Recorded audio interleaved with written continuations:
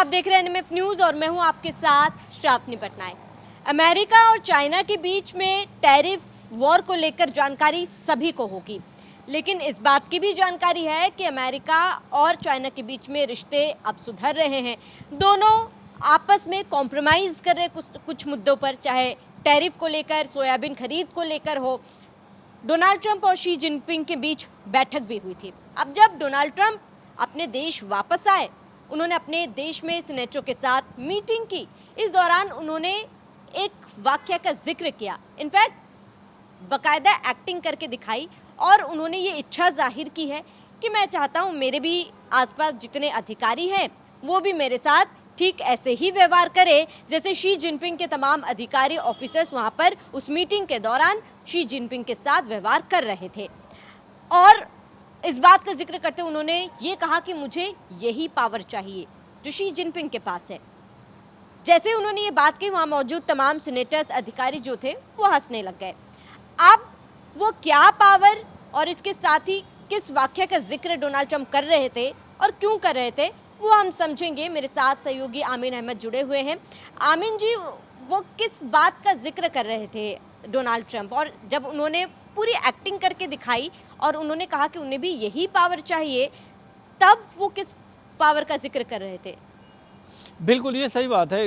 ये दुनिया के सभी थिंकरों की राय है, या दुनिया के विदेश नीति के सबसे बड़े जानकार हेनरी किसिंजर ने एक बात कही थी कि आप सब कुछ ला सकते हो, लेकिन अमेरिकी रणनीति कहाँ से लेके आओगे। तो उसी चीज़ पे जो है अमेरिका चलता है।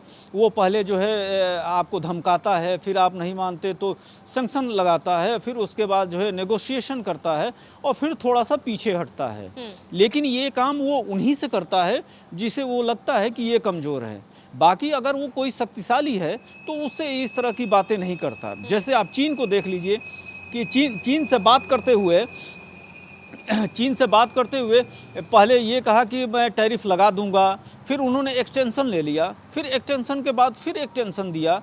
उसके बाद से जो है दक्षिण कोरिया की राजधानी सियोल में एक मीटिंग हुई और शी जिनपिंग वहाँ पहुँचे। इसी बात को लेके वो जब कल अपने अधिकारियों के सामने ब्रीफिंग दे रहे थे या बातचीत कर रहे थे, तो उन्होंने एक बड़ा दिलचस्प किस्सा सुनाया। उनका किस्सा ये था कि जब मैं शी जिनपिंग से मिल रहा था और जब उनसे बातचीत हो रही थी, तो उनके अधिकारी जो है सिर झुकाए जी सर कर रहे थे। जबकि जब मैं अपने अधिकारियों से बात करता हूं और व्हाइट हाउस में बात करता हूं, तो वो जो है ये बात नहीं कहते कि नहीं ये गलत है, नहीं ये सही है, नहीं ऐसे नहीं होना चाहिए, या कोई ऐसी बात नहीं सुझाते या मेरे जी हजूरी नहीं करते।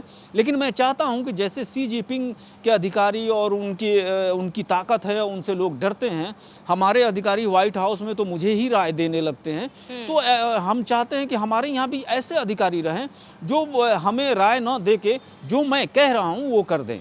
यही बात जो है वो अपने अधिकारियों को समझा रहे थे। और इसी बात को ये कहा जा रहा है कि अमेरिका जो है, डोनाल्ड ट्रंप जो है, पहले तो मेयर चुनाव में जो है शिकस्त के बाद वो ऐसे निरंकुश हो जाना चाहते हैं जिस तरह से चाइना में निरंकुश है, क्योंकि वहाँ पे चाइना में डेमोक्रेसी तो है नहीं, अमेरिका में डेमोक्रेसी बनने की कोशिश कर रहे हैं। बिल्कुल आमिन जी, क्योंकि वो वीडियो भी काफ़ी ज़्यादा वायरल हो रहा है जब शी जिनपिंग के अधिकारियों की एक्टिंग करते हुए डोनाल्ड ट्रंप नजर आए थे। वो ये कह रहे थे कि एकदम अटेंशन मोड में उनके तमाम अधिकारी पूरे मीटिंग के हाथ बांधे जी सर झुकाए खड़े हुए थे। आप इसके साथ ही उन्होंने उपराष्ट्रपति जेडी वेंस को भी कहीं ना कहीं ताना मारा। उन्होंने कहा कि जेडी वेंस मेरे तमाम बातों में, तमाम फैसलों में बीच में बोल पड़ते हैं, विरोध भी करते हैं और कहते हैं कि गलत भी है, ये गलत ठीक भी नहीं है, लेकिन आप भी मेरे साथ ऐसे ही व्यवहार करें, जो मैं कह दूं वो कह दूं। लेकिन क्या वाकई में आमिन जी, अगर तमाम इस पूरे प्रकरण को समझे तो क्या वाकई में ये केवल एक मजाक था डोनाल्ड ट्रंप का, या फिर इसके पीछे कोई संदेश वो देना चाह रहे हैं? बिल्कुल नहीं, ये सही बात है कि जो आप सोचते हैं वही चीज़ आप बोलते हैं या आपकी ज़ुबान पे आता है।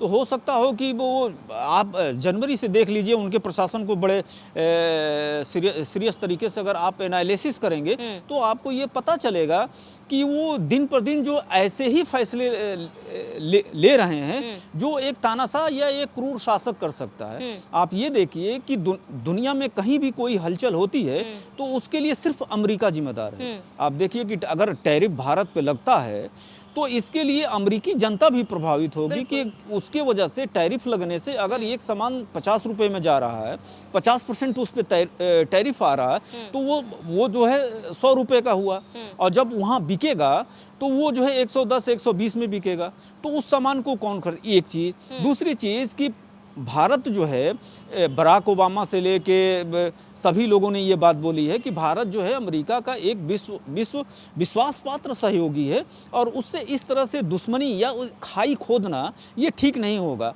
और इसके लिए पाकिस्तान को आप जो है मिला लेना, जिसके पास खाने को कुछ नहीं है, जिसके यहाँ रोटी जो है 60 रुपये में मिल रही है, और जहाँ महंगाई जो है अदरक लहसुन सारी चीज़ें जो है वहाँ 300 रुपये 200 रुपये के ऊपर चल रहा है, जिसकी आर्थिक व्यवस्था कभी भी जो है नीचे जा सकती है, वहाँ उसके एवज में भारत को इस तरह से प्रताड़ित करना कि ये ठीक नहीं है।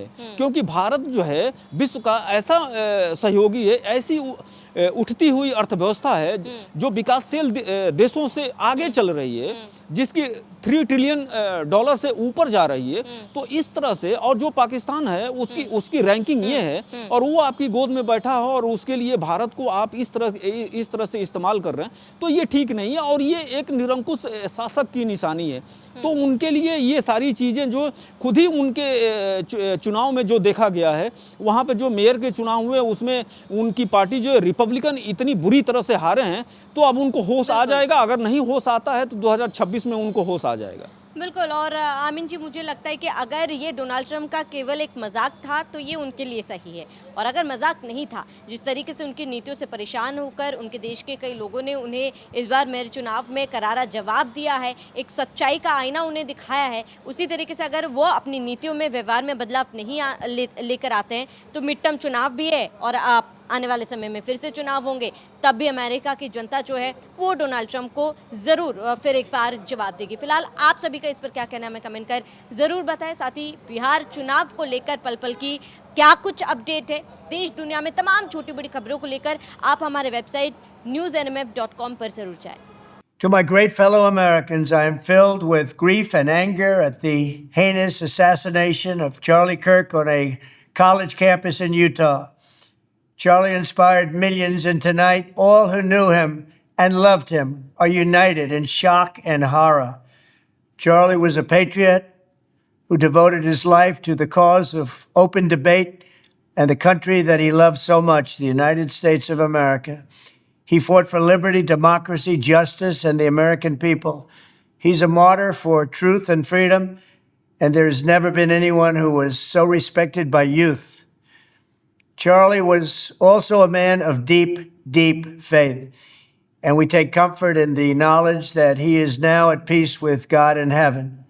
Our prayers are with his wife, Erica, the two young, beloved children, and his entire family, who he loved more than anything in the world.